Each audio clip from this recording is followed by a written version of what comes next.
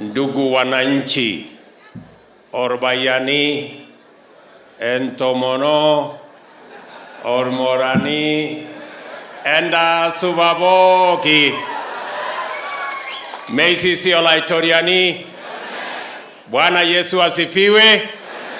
Hebu mnisalimie hewani nione Bwana Yesu asifiwe. Hebu nione chama ya UDA hapo, kila mtu. Harambee! Bado haijasikika vizuri. Harambee! Harambee!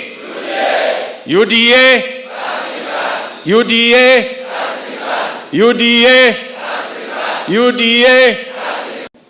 Tunaunda serikali mwaka ujao, na hiyo serikali tunataka iwe ni serikali yenye iko na mpango, yenye iko na sera, yenye iko na agenda ya kupeleka mambo ya wananchi wote mbele.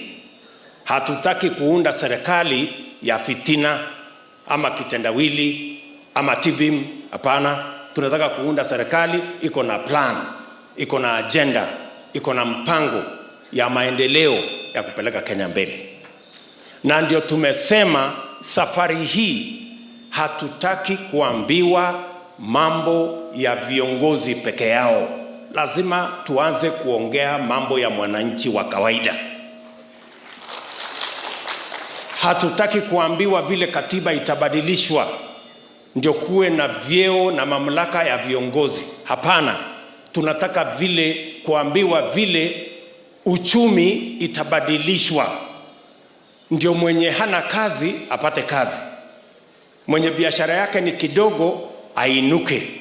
Wakulima wengi wanaohangaika hawana soko ya sawasawa ya mazao yao na ng'ombe yao wapate soko ya sawasawa. Tukiondoa cartel, tuondoe brokers, tuondoe monopoly, ndio pia na wao wakuwe na pesa mfukoni. Tunaelewana watu wa Narok? So nataka tukubaliane kabisa, na ndio mnasikia tunasema mambo ni bottom up. Yaani tunaanzia pale chini. Pale chini ndio vijana wetu mamilioni. Vijana muko? Maona sijasikia vijana, sauti ya vijana wa Narok. Vijana muko? Mnanisikia? Vijana wa Kenya wanataka nafasi ya ajira, wanataka nafasi ya biashara, wanataka nafasi ya wawe wakulima na wafugaji na wawe na pesa mfukoni. Ama namna gani ndugu zangu? Tunakubaliana? Ndio mimi nataka niseme hivi. We must have new priorities in the politics of Kenya. It cannot continue to be about the leaders. It is time that it became about ordinary citizens. It cannot continue to be about changing the constitution. It has to begin to be about changing our economy. It cannot continue to be about positions and power sharing. It has to begin to be about jobs for ordinary young people and about empowerment of every business, including our farmers and our cattle keepers. Tunaelewana marafiki zangu? Tuko pamoja? Jana tulipatiwa vitisho ya kwamba kutakuwa na shida, but you had refused to buy the fear and intimidation. Asanteni, inajua hii safari ya kwenda si rahisi. Kutakuwa na matatizo na vitisho, lakini mumekataa. For record, Mheshimiwa Ng'eno, sisi si wageni Kilgoris. Na hii wananchi si wageni Kilgoris. Anayake dilo mwene nako emirara lo wengi Kilgoris. Kwa hivyo hakuna mgeni. Kwa hivyo nataka kusema Your Excellency karibu. Na nataka pia kuchukua nafasi kutaka kusema asanteni watu wa Kilgoris kwa kuendelea kuombea naibu wa rais maombi, kwa sababu mnajua safari si rahisi. Lakini kwa sababu ya maombi yenu na Wakenya wengine, Mungu ameendelea kumsaidia. Na ndiye maana amefika umbali huu. Kwa hivyo naibu wa rais, wananchi wanasema wako na wewe. Kuna registration inaendelea ya IEBC. Vijana wetu ambao hawana voters cards, tafadhali mjitokeze mufanye registration ya IEBC. Hiyo inaendelea kuanzia jana, muendelee na hiyo. Ikifika maneno ya siasa, katika chama cha UDA pia tunasema ni chama cha uwazi, chama cha kila mtu ambaye anataka kuingia UDA. Kama kuna mtu anafanya gatekeeping ya UDA, unajua Your Excellency, sisi ambao wanawania kiti ya governor, mimi nikiwemo na hawa wengine, we have accepted to be subjected to competitive nominations. Mimi nimekubali kufanya competitive nominations. Na ikiwa tunasema sisi ni watu wa naibu rais, hatutaki gatekeepers wa UDA. Chama imefunguliwa, kila mtu aingie. Sisi magavana tuko hapa na tunaenda nominations. Mambo ya UDA hiyo ndio chama tunasimamia, sio hapa Kilgoris peke yake, hata pande ile ya Narok. Na sisi tuko ndani ya UDA mea kwa mea. Pengine watu wengine napiga mdomo tu kusema ama hiyo kwa watu wengine naenda.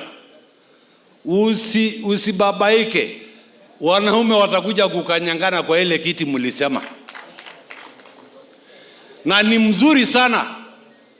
Watu wanatafuta viti. Nani bado ingia uongozi? Kama ni mambo ya wabunge, nani hapana iko record ya kazi yake?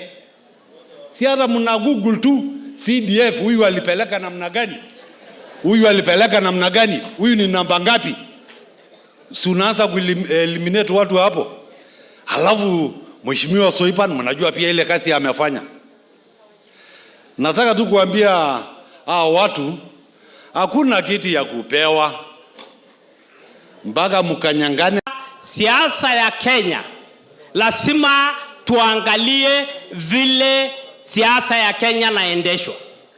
Nataka niambie nyinyi wa Masai ya kwamba nimesikia kwamba sasa tuna deputy president hapa, atakuwa president hapa. Mnataka kufuata kwenda Kibera kwenda kutafuta president? Sisi tusimame na huyu na tufanye kazi na huyu. Hatuwezi kwenda kusukumana na wale watu ya Kibera. Mnasikia? Mambo ya mawe hatuwezi sisi. Sisi wa Masai ni watu ya amani. Tunajua amani ni amani. Tukae kwa amani, tusiende kwa mawe. Jambo la pili, wale watu ambayo wamesanyika kule Nairobi, ambayo nasemekana mtoto ya minister, mtoto ya president na nani wamesanyika kwa sababu wataki mtu ya kiwango ya chini kwa president. Wanasuia deputy president asiwe president kwa sababu amesaliwa na mzee ya shamba. Na unajua huyu akifanywa hivyo, hata nyinyi wale wenu ambayo mtasaa watafanywe vile vile. Mimi naomba nyinyi ya kwamba leo tukatae mambo ya tuluma ya kusemekana ya kwamba lazima mtoto yule ambaye amelelewa State House ndiye atakuwa president. Leo tunataka yule lelelewa katika shamba na alitembea bila viatu iwe pamoja na sisi. Na tusirudi nyuma, tusimame kikamilifu. Kwa sababu ya hiyo ujasiri wangu yenye huwa mimi nasemanga mimi ni mjasiri, ndio manake nimekuja bamba tu bamba kuchukua hii mic ili kutangaza msimamo yangu mchana ya Mungu. Moses Yangai, mimi Bwana Saitai amesema kwamba alikuwa anakumbuka nikiwa zamani chairman ya ODM, lakini sio hivyo. Mimi nimekuwa organizing secretary wa ODM kwa hii miaka yote mpaka juzi. Moses Yangai, Sasa siku ya leo nilikuwa nimeeleza watu ambayo tumekuja na wao kwamba mimi sio mtu mdogo mwenye ninaanza kudefect tu na kusema ati naenda kwa Ruto. Mimi nikikuja kwa Ruto lazima dunia na Kenya mzima ijue kwamba nimedefect, na mimi ni mtu wa UDA na sitetemeki na sijakuja peke yangu, na nesifu jina la Mungu kwa sababu wakati Mheshimiwa Ruto alikuweko ODM, haki ya Mungu ni baadhi ya watu ambaye amenifanya mimi niingie ODM. Kwa sababu gani? Mheshimiwa Ruto akipata tuka nafasi kidogo, at least anafanya jambo yenye inagusa mwananchi ya kawaida.